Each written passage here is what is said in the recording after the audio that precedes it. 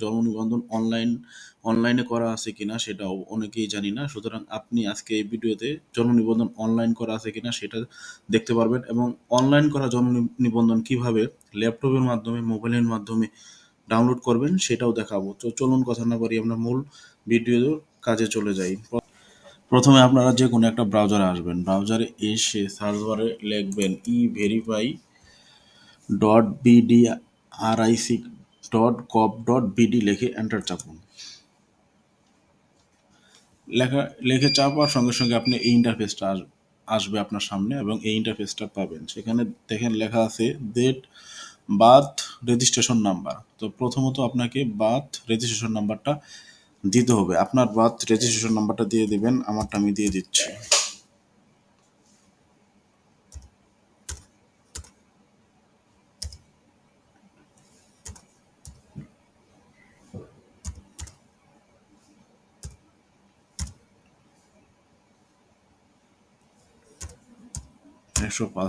দেন আপনি আপনার date of বার্থটা দিয়ে দিবেন। আপনার ডেট অফ বার্থটা এখানে দিতে হবে। প্রথমত আপনি দিবেন আপনার সাল, আমি আমার সাল দিয়ে দিচ্ছি। তারপরে দিবেন আপনার বছর, আমি আমার বছরটা দিয়ে দিচ্ছি। তারপরে দিবেন আপনার ডে, আমি আমার ডেটা দিয়ে দিলাম। দেওয়ার পরে একটু নিচের দিকে আসেন। নিচের দিকে আসলে একটা লেখা দেখাচ্ছে 11+48।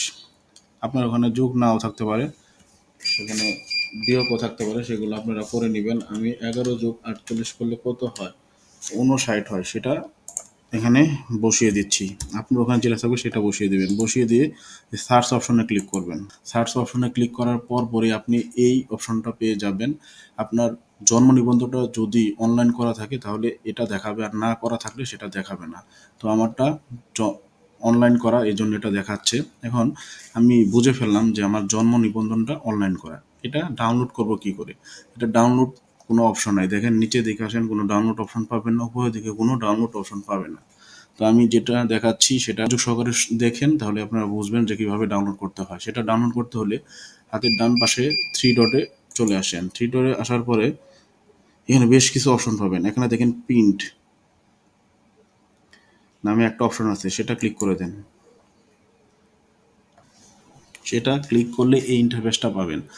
এখানে সেভ অ্যাজ পিডিএফ আমারটা সিলেক্ট করা, আপনারটা নাও থাকতে পারে। আপনারটা সরাসরি যে প্রিন্টার থাকবে সেটা প্রিন্টারের নাম থাকতে পারে। সেটা যদি থাকে তাহলে আপনি কি করবেন, সেভ অ্যাজ পিডিএফ করে নেবেন, কারণ আপনার তো প্রিন্টার নাই। পিডিএফ করে সেভ করে নেবেন। সেভ অ্যাজ পিডিএফ করে সেভ করলে এটা আপনার ল্যাপটপ, মোবাইল, পিসিতে ডাউনলোড হয়ে যাবে। দেন আপনি সেই পিডিএফ ফাইলে গিয়ে সুন্দর করে প্রিন্ট করে নিতে পারবেন, কিংবা কোনো একটা কম্পিউটার দোকানে গিয়ে পিডিএফ ফাইলটা মেল করে সেখান থেকে প্রিন্ট করে নিতে পারবেন। তো বন্ধুরা, ভিডিওটা যদি ভালো লাগে অবশ্যই আমাদের পাশে থাকবেন এবং নিত্য নতুন ভিডিও পেতে হলে অবশ্যই এই চ্যানেল পেজকে ফলো করতে হবে।